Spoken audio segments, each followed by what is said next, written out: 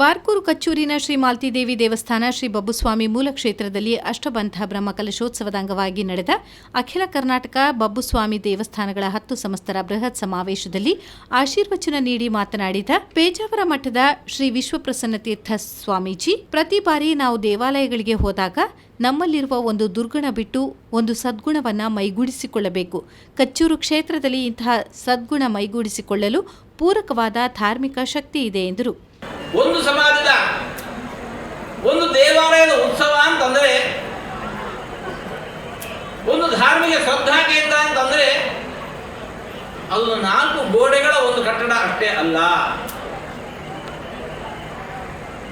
ಈ ದೈವಿ ಪ್ರಜ್ಞೆ ನಮಗೆ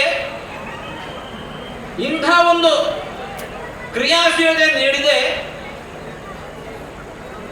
ಸಣ್ಣ ಜಾಗದಲ್ಲಿದ್ದಂತಹ ಒಂದು ಗುಡಿ ಇಷ್ಟು ವಿಸ್ತಾರವಾಗಿರತಕ್ಕಂತಹ ಜಾಗವನ್ನು ಖರೀದಿಸಿ ಇಲ್ಲಿ ಸಮಾಜದ ಎಲ್ಲರೂ ಕೂಡ, ಅದು ಯಾವುದೋ ಒಂದು ಮುಂಡಾಡ ಸಮಾಜ ಮಾತ್ರ ಅಲ್ಲ, ಇವತ್ತು ಈ ಸಮಾಜದೊಂದಿಗೆ ಎಲ್ಲ ಸಮಾಜದವರು ಕೂಡ ಕೈ ಜೋಡಿಸಿದ್ದಾರೆ ಅಂತಂದರೆ ನಿಮ್ಮ ಕರ್ತೃತ್ವ ಶಕ್ತಿ, ನಿಮ್ಮಲ್ಲಿರುವಂತಹ ಭಗವದ್ಭಕ್ತಿ.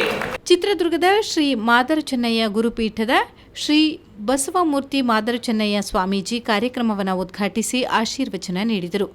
ಯತಿವರ್ಯರು ಈ ನಾಡಿಗೆ ಬಹುದೊಡ್ಡ ಕೊಡುಗೆ ನೀಡಿ ಹೋಗಿದ್ದಾರೆ. ಯತಿವರ್ಯರು ಮನಸ್ಸು ಮಾಡಿದರೆ ಇಡೀ ಸಮಾಜವನ್ನೇ ಪರಿವರ್ತನೆ ಮಾಡಬಹುದು ಎನ್ನುವುದಕ್ಕೆ ನಮ್ಮನ್ನಗಲಿದ ಪೇಜಾವರ ಶ್ರೀಗಳೇ ಸಾಕ್ಷಿ ಎಂದರು.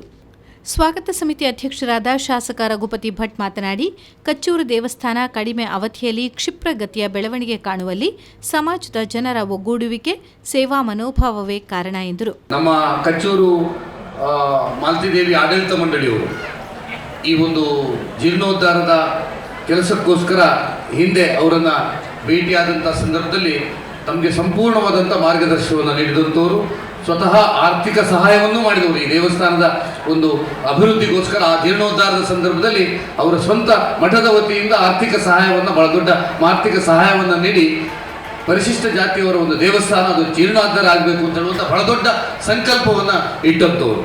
ಬ್ರಹ್ಮಕಲಶೋತ್ಸವ ಆಡಳಿತ ಮಂಡಳಿ ಅಧ್ಯಕ್ಷ ಗೋಕುಲ್ದಾಸ್ ಬಾರ್ಕೂರು ಅವರು ಕಾರ್ಯಕ್ರಮದ ಅಧ್ಯಕ್ಷತೆ ವಹಿಸಿದ್ದರು. ಈ ಸಂದರ್ಭ ಉಡುಪಿ ಜಿಲ್ಲಾ ಪಂಚಾಯತ್ ಅಧ್ಯಕ್ಷರು ಹಾಗೂ ಬ್ರಹ್ಮಕಲಶೋತ್ಸವ ಸಮಿತಿಯ ಗೌರವಾಧ್ಯಕ್ಷ ದಿನಕರ್ ಬಾಬು, ಕಾಪು ಶಾಸಕ ಲಾಲಾಜಿ ಆರ್ ಮೆಂಡನ್ ಮತ್ತಿತರರು ಉಪಸ್ಥಿತರಿದ್ದರು.